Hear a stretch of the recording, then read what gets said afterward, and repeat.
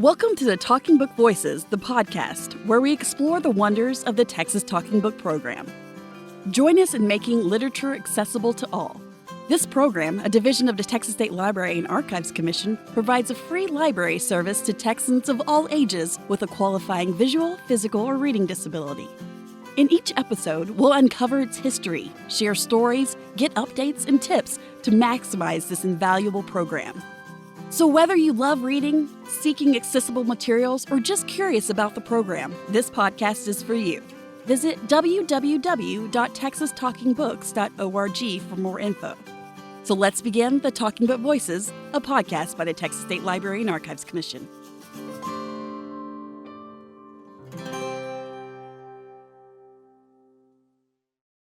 Welcome to a special episode of Talking Book Voices. Today, you'll have a unique treat for you as we sit down with dedicated narrator Paul Klemperer from the Talking Book program's volunteer recording studio. Get ready to hear firsthand about his incredible journey and the impact he's had in reading for patrons for the program. My name is Paul Klemperer. I'm a volunteer at Texas Talking Book program. I've been doing it since 1998, and it's now year 2023, so that's about 25 years. And I started as a reviewer, moved to monitoring, and then I was so happy when they said, "Do you feel like narrating?" And I'm a ham. I play music for a living, so I said, give me that microphone. So that's what I've been doing ever since, and I do enjoy it, and I love working with the TBP program, doing a variety of books. I love doing character voices, though I've learned to tone it down, which is important for the reader, right? And I just love all the different subject matter that we can do and all the different niches of literature and history. What made me want to start volunteering was I used to volunteer before I was a road musician, and then I just didn't have time. So when I got off the road in about 1998, I was looking around for something to do in the community, and I saw an ad in the paper that they wanted volunteers for this program. So I thought, I'll try it out. How hard could it be? And I've been with them ever since. I've recorded many books, many magazine articles, all kinds of stuff. I'm trying to think of the first book I recorded, and it's lost in the mists of time. But I do remember one of the earliest recordings I did was a book about Bob Wills. I think it was called Hubbin' It, and I think it was by Ruth Sheldon, and it was just a short book that interviewed him and had some nice anecdotes. And as a musician, I enjoyed reading books about other musicians, and particularly musicians that were formative for my own playing, and Bob Wills was very important. So that was great to be able to learn something while I was recording and also feel like I'm putting something down for people to have access to. So it's just a nice full circle as an artist to be reading material about other artists for people that want to know. So it's volunteer work, but I'd do it even if they didn't pay me, which they don't. So I like recording a variety of books. My sort of system is I do some fiction that allows me to do voices. Then after that's done, I do history or something more of a nonfiction, and then whatever else strikes my fancy. And it's nice to just have that variety. Keeps it fresh. Right now, I'm reading a book called Black Soldiers in Jim Crow, Texas, 1899 to 1917 by Garna L. Christian. And it's a good book. It's a research book as far as it documents all these events and lots of interviews and very thorough documentation. It's not as exciting as reading a swashbuckling pirate adventure, but it's valuable information, and I feel like I'm doing something worthwhile helping to provide that to a larger community.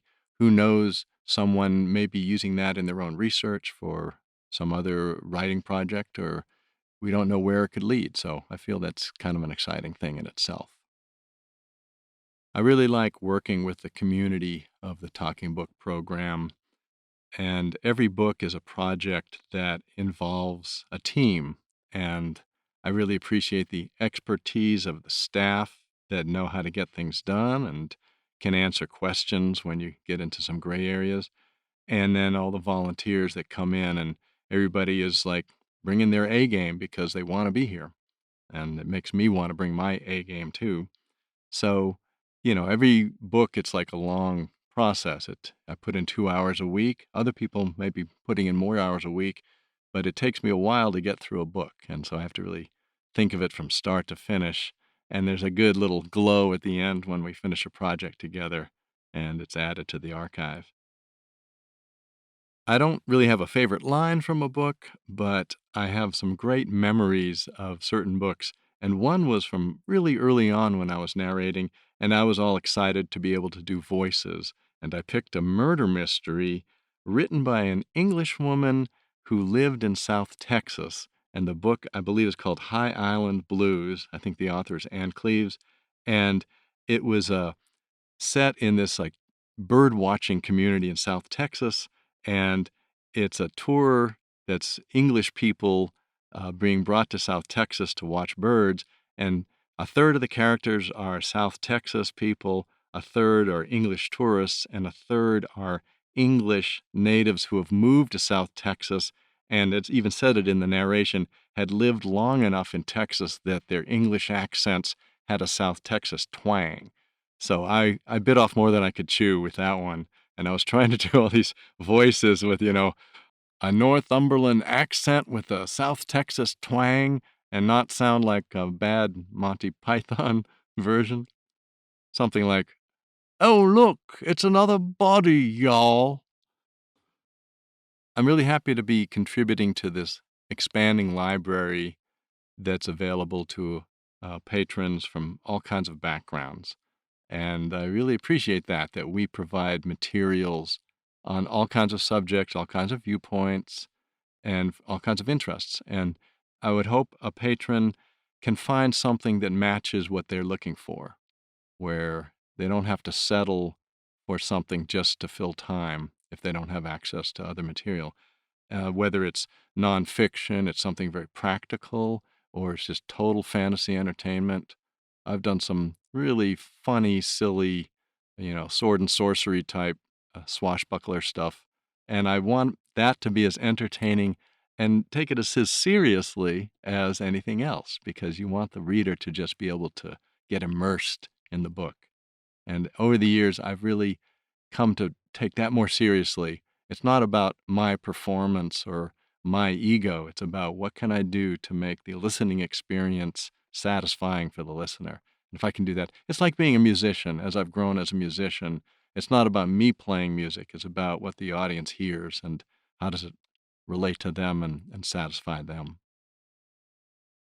I would like to make a pitch for volunteers and it's part of what I'm working on is to break down the separation between our lives and other people's lives where volunteerism or charity is seen as something that you do for other people.